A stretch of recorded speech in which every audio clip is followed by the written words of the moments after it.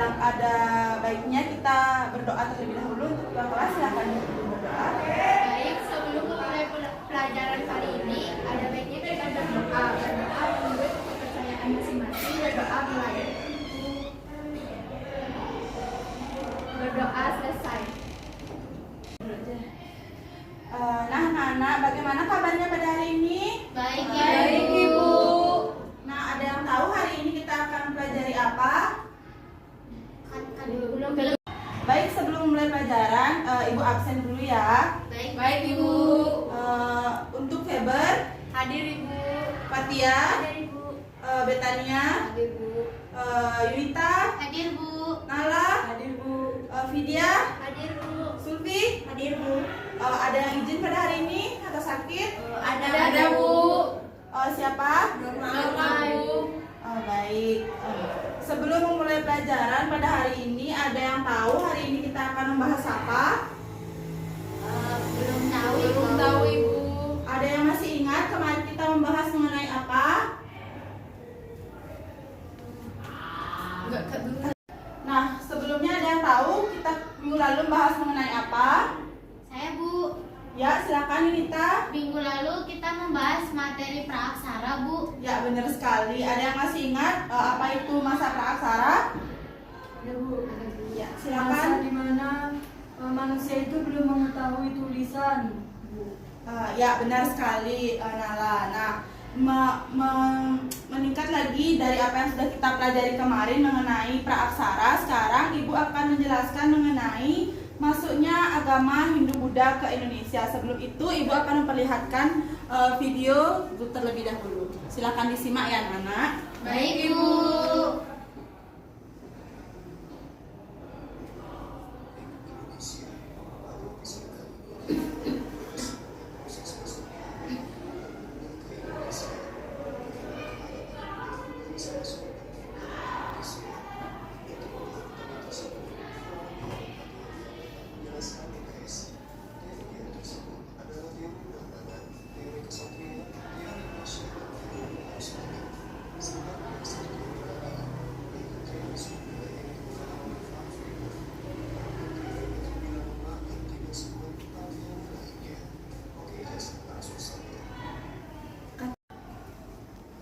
Baik, seperti yang sudah disimak pada video tadi, sekarang Ibu akan membagikan kalian kelompok menjadi 3 kelompok untuk membahas mengenai pengaruh dari masuknya agama Hindu-Buddha ke Indonesia.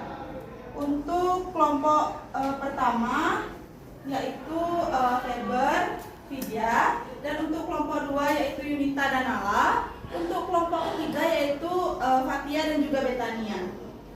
Untuk materi yang akan Ibu jelaskan, untuk materi yang akan kalian jelaskan, untuk kelompok 1 membahas mengenai bagaimana pengaruh Hindu-Buddha pada sistem pemerintahan di Indonesia, dan untuk kelompok 2 membahas mengenai sistem sosial pengaruh dari Hindu-Buddha yang masuk ke Indonesia, dan kelompok ketiga membahas mengenai sistem kebudayaan dari pengaruh Hindu-Buddha yang masuk ke Indonesia.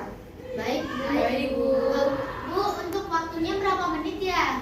Untuk waktunya Ibu berikan 15 menit ya maksimal. Kalian harus menjelaskan secara detail dan juga menjelaskan secara terperinci apa saja pengaruh-pengaruhnya.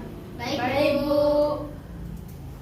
Nah, Ibu akan membagikan kalian itu LKPD. Nah, kalian bisa menulis rangkuman dari yang sudah kalian cari di buku ataupun di internet. Baik Bu. Makasih Bu. Ya. Nah, kalian sudah bisa mengerjakannya mulai dari sekarang, ya.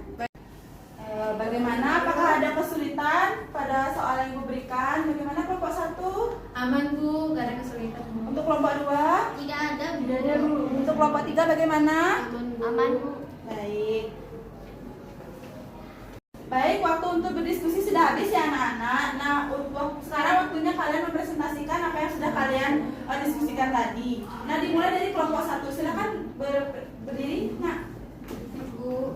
Baik, terima kasih atas kesempatannya. Saya di sini perwakilan dari kelompok 1 akan mempresentasikan tentang sistem pemerintahan. Jadi, di bidang pemerintahan dengan masuknya pengaruh Hindu-Buddha, maka muncul pemerintahan yang dipegang oleh raja dan bersifat turun-temurun. Jadi semua pemimpinnya adalah kepala suku yang dianggap mempunyai kelebihan dibandingkan warga lainnya. Demikian Bu. Baik, tepat sekali Feber. Tepuk tangannya dulu untuk Feber. Baik, untuk kelompok 2 silakan berdiri. Baik, terima kasih Bu. Jadi di sini hasil diskusi kami adalah sistem sosial itu di penduduk Indonesia tradisional awalnya itu tidak mengenal sistem kasta. Nah, sedangkan setelah masuknya Hindu-Buddha ini, sistem kasta ini berpengaruh terhadap sistem sosial di masyarakat yang terjadi di Indonesia seperti itu Bu. Sekian, terima kasih. Baik, terima kasih Nala. Jawabannya bagus sekali. Untuk kelompok 3. Baik, di sini saya akan menjelaskan mengenai sistem kebudayaan. Penduduk Indonesia mulai mengenal tulisan dalam bahasa Sanskerta yang telah dibawa oleh penyebar agama Hindu-Buddha. Selain tulisan, bangsa Indonesia juga mulai mengenal bangunan-bangunan, baik itu berbentuk candi maupun tempat upacara. Sekian. Baik, bagus sekali Betania. Berikan aplaus dulu untuk Betania. Nah, kelihatannya kalian udah mulai ngantuk ya anak-anak dan juga mulai bosen. Nah, Ibu akan berikan kalian refreshing otak. Nah, silakan berdiri dulu.